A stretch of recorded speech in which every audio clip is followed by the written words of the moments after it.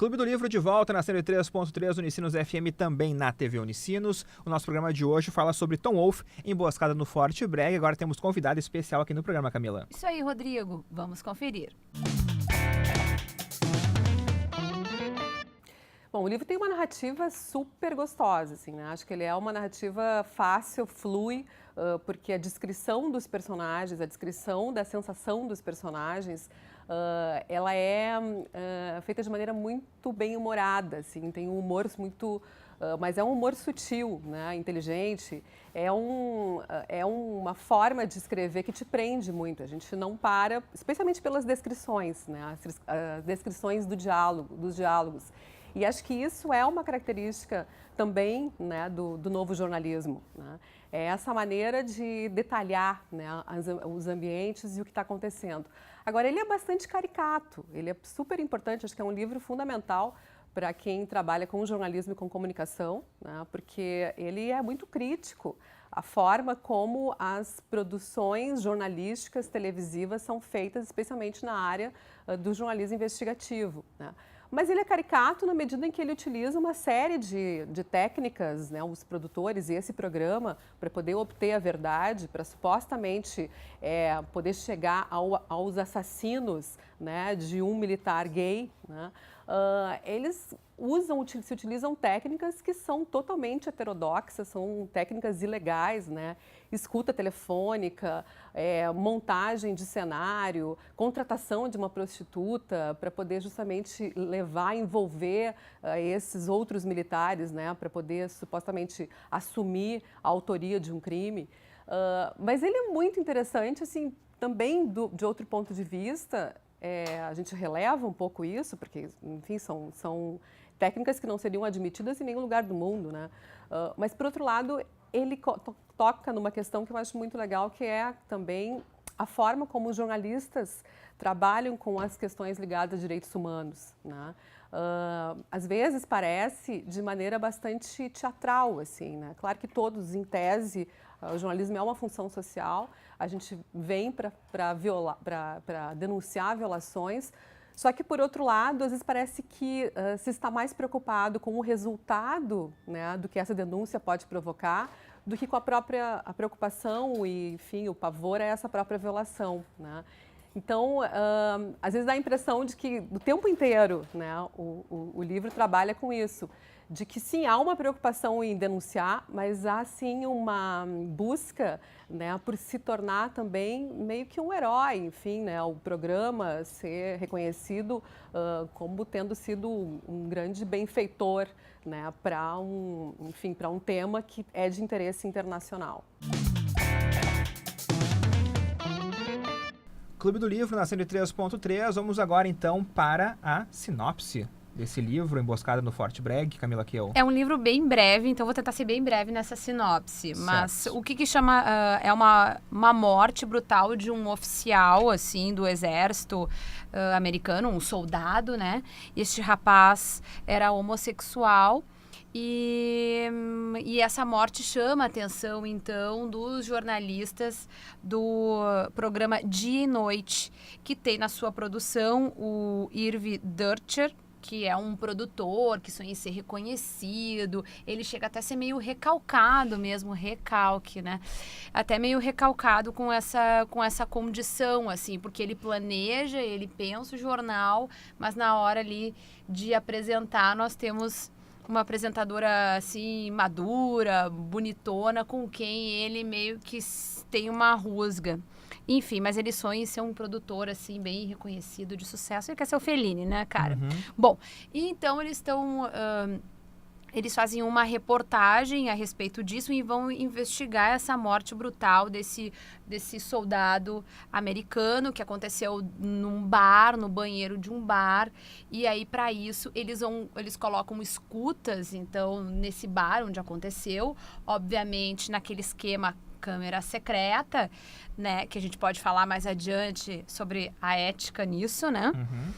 E então, a partir dessas imagens, então, a partir dessa coleta, digamos assim, dessas imagens, dessas escutas, eles vão fazer aí, produzir esse material que vai desvendar essa morte.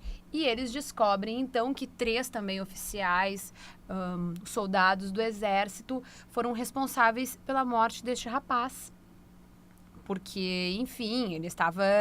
ele era gay e eles resolveram, então, numa atitude homofóbica, matar este rapaz, né? Bateram nele, enfim, ele foi agredido. E aí, então...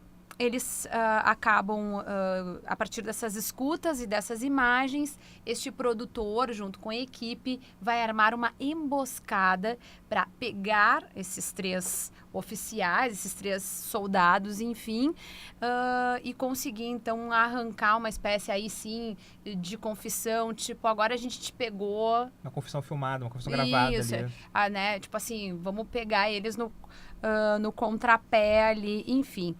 Mas, para isso, eles também acabam forjando uma situação com uma stripper que acaba, então, atraindo esses rapazes no bar e atraindo depois, mais tarde, eles para a van, onde tinha todo o equipamento de filmagem e tal da televisão. E aí, para lá, eles serem, então, desmascarados pela apresentadora do programa Dia e Noite, que é a Mary Carey Brockenborough. Né? E aí, que é muito legal, porque isso no livro, o Irv, né, o produtor, se irrita um pouco com esse sotaque dela e o jeito... Mary Carey Brockenborough. O jeito cantado que ela fala. E aí ela vai se confrontar, então, com esses 3 soldados. E aí, né...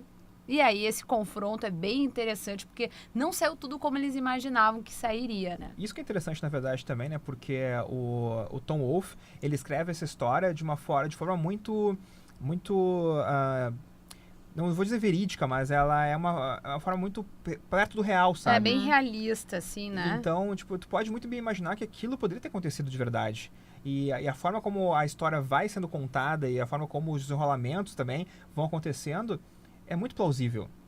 Então, isso que é interessante. E isso também, por isso que a gente fica tão próximo, sabe, de uma história como, por exemplo, o Truman Capote contou no Sangue Frio. Aquela história era real. Ele realmente entrevistou aquelas pessoas, ele entrevistou e escreveu aquela história. O Tom Wolfe, aqui, né, ele conta uma história que é inventada, mas poderia muito bem ser real. Pois é, porque é a característica também do jornalismo literário, new journalism, que é narrar a realidade, construindo uma narrativa que tem ali uma característica que como se fosse um romance ficcional, né? Tu meio que dá uma floreada, assim, nas tu coisas... dá uma floreada, tu não pode... Na realidade, a intenção não é em nenhum momento tu ficcionalizar aquilo no sentido de criar, inventar alguma coisa, mas tu vai fazer aquilo de uma forma, assim, mais literária, digamos assim. O A Sangue Frio, na realidade, foi o marco do jornalismo literário. O Tom Wolfe já tinha escrito o Gay Talese, que é, assim, o meu preferido de todos é o Gay Talese, mas os dois já tinham escrito algumas coisas assim, mas realmente o A Sangue Frio do Truman Capote, que foi um livro que nós já fizemos no Clube do Livro aqui. Primeira temporada. Quando não era na TV ainda. Isso.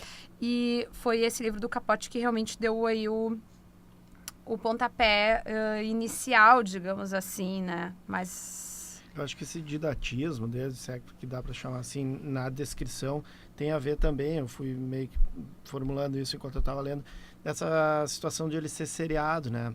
Ele sair na Rolling Stone, como o Rodrigo comentou, seriado, os capítulos divididos em 4 capítulos, talvez isso explique um pouco, também é uma característica do gênero, mas eu acho que essa situação específica de ele ser seriado também contribuiu para esse didatismo, né? Ali tem horas que fica bem claro, é difícil a gente sair da posição de quem está estudando ou trabalhando com isso para ver o quanto isso impactaria ou seria tão didático para quem não é do meio, entendeu? Mas para a gente fica bem claro, assim, os procedimentos que eles tomam, principalmente o Irv e a apresentadora Mary Carey e toda a equipe, enfim, mas talvez não fique tão claro, mas para a gente, assim, parece que no decorrer da narrativa dele fica bem claro, assim, a forma que ele dá para a narrativa, né? Talvez seja em virtude também dessa especificidade dele de ser seriado, né? Eu ia comentar da questão que o Rodrigo estava falando de que poderia ser uma história real, de se aproximar muito na parte da emboscada, quando ela, enfim, começa a entrevistar esses 3 soldados, que o Ziegfeld, que é um desses 3 que matou o Valentine, ele quer contar a sua história, né, de heroísmo e tal, que o Rodrigo também comentou no início. E ele não deixa a apresentadora falar. Isso é uma coisa que acontece às vezes quando a gente está entrevistando uma pessoa. Pois é. Então, e tudo isso, e a questão da edição também, que acho que foi um dos pontos que mais me chamou a atenção no livro, de que, enfim, ele contou a história, eles não queriam mostrar a história justamente pelo que o Rodrigo falou, para ele não parecer um herói, sendo que ele fez uma coisa horrível. Então, eles editaram e tal, e daí tem aquela questão, até os entrevistados às vezes brincam, na TV a gente regrava de novo, edita, tudo uma mentira, né? Pois é, né? Essa coisa, assim, da edição que a Isa falou também me chamou muito a atenção, porque o que acontece? Depois que eles têm aquele material bruto pronto, aí que o produtor, o Irvi, vai pegar esse material e ele vai editar. E vai editar de uma forma que nenhum deles pareça um herói, que é o que o Rodrigo falou, e editar de forma que reforce aquilo que ele quer passar, aquilo que o produtor quer passar, né? Aquela história que o produtor quer contar. E aquela velha história de que como o jornalista ele é criticado por, sei lá, tu vai dar uma entrevista para um jornalista e daí ele vai lá, escreve a matéria, tu vai ler a matéria, não, mas não foi isso que eu disse. Uhum. É tão comum tu ouvir isso, né? Não, aquele jornalista, ele inverteu minhas palavras. Porque muitas vezes, e isso como qualquer profissão, né? Existem bons jornalistas e existem maus jornalistas. Existem maus jornalistas porque não sabem fazer o trabalho ou que são mal intencionados. E os mal intencionados, claro, se eles querem passar alguma mensagem, eles vão usar as palavras de outras pessoas, tirar do contexto ou colocar outras palavras, e tu vai modificando e coloca isso na mídia. E depois que saiu, meu amigo, para conseguir reverter isso é muito difícil. Complicado. Ele especifica bem ali, né? Ele dá os detalhes ali, tipo cortes de câmera, trucagem, né? Cortes mesmo. de câmera, bips até, pra parecer bip, pior ainda do que ele estava falando, pior né? É sensacional, porque a princípio o bip seria, né? Teria um efeito contrário, mas não, ele usa para reforçar que aquilo que o cara estaria falando ali ainda teria mais peso ainda.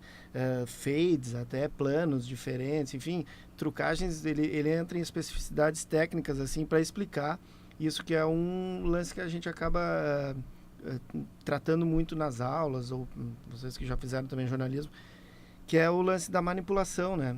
Porque muitas vezes, e é uma crítica ao jornalismo, pertinente inclusive, muitas vezes, que é a manipulação pro lado pejorativo, né? Que é tu dar só um lado, ou carregar nas tintas, como a Camila falou, para um lado, para uma versão, quando na verdade é inerente à profissão a questão da manipulação, mas não a manipulação pejorativa, uma manipulação, tu trabalha, tu faz um recorte da realidade, né? E eu acho que isso é um dos temas bem interessantes, entre outros, mas esse é um dos que mais me chamou a atenção durante o Emboscada. É aquela velha discussão que a gente tem nas cadeiras de jornalismo, é a isenção, né, do jornalista. Existe isenção, existe, sei lá, aquela forma de objetividade. Se manter, né, contar. objetivo.